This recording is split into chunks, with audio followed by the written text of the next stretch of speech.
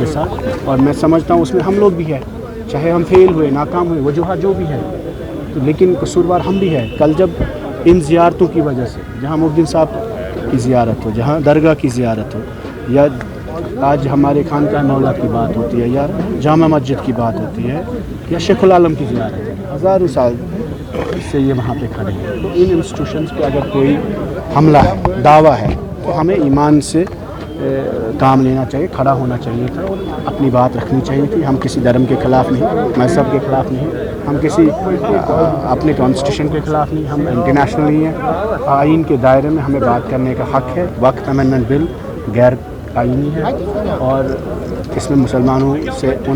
کہیں نہ کہیں ایک خدشہ ہے کہ ہم سے ہماری مسجدیں، زیارتیں چھینی جا رہی ہیں، اور انفارچونیٹلی جموں کشمیر کی حکومت اس بڑے مدعے پہ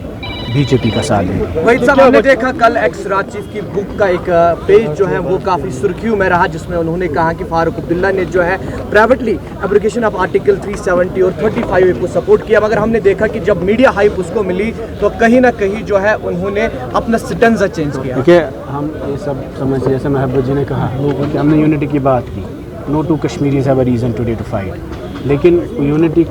کس لیے؟ قوم کے لیے، 370 کے لیے، اسٹیٹ ہوڈ کے لیے، وقف کے لیے۔ اگر وہ مدعا ہی نہیں ہے، اگر امر سنگھ دولت صاحب راؤ کے چیف رہے، کشمیر کو کینلی فالو کرتے، فاروق صاحب کے دوست ہے، گھر میں رہتے ہیں، سب سے زیادہ کلوز ہیں، جو ان کے لیے کتاب لکھی، ہمارے لیے تو نہیں لکھی، تو غرض جو انہوں نے کہا، یہ کہیں نہ کہیں اس میں بہت سنسنی خیز خلاصہ ہے کہ 5 اگست 2019 سے پہلے، ایبروگیشن سے پہلے، فاروق صاحب اگر پرائیویٹلی بی جے پی کو مدد کر رہے تھے تو وہ بہت غلط ہے، ان کو قوم سے معافی مانگنی چاہیے۔ میں بولتا ہوں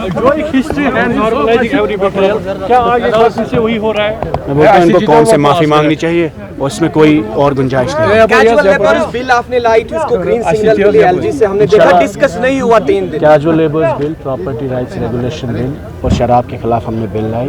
ہمیں امید ہے وہ بلز انٹیکٹ ہے، اور ایل جی صاحب کے آفس سے بھی ان کو کلیئرنس 1-2 بلز کو ملا تھا۔ انشاءاللہ کیجول لیبرز کا مسئلہ حل ہوگا، لیکن یہ حکومت وعدہ بند ہے، انہوں نے ریگولرائزیشن کا وعدہ کیا، محبوبہ جی نے ان کو ریگولرائز کیا۔ ہم نے بل لایا پہلی بار، need base, casual labours, daily wages, contract. اگر ہم 370 نہیں لا سکتے، لیکن جو چیز ہم کر سکتے ہیں، جو ہمارے اختیار میں ہے، اگر ہم نئے روزگار نہیں دے سکتے، جو 1 لاکھ لوگ پریشان ہیں اس وقت، جن کو تنخواہیں نہیں باگزار ہے، جن کے بچے پریشان ہیں، وہ بل ٹیبل ہونا چاہیے تھا، انہوں نے اس میں ہمیں مدد نہیں کی، اور انفارچونیٹلی وہ سائڈ لائن ہوا۔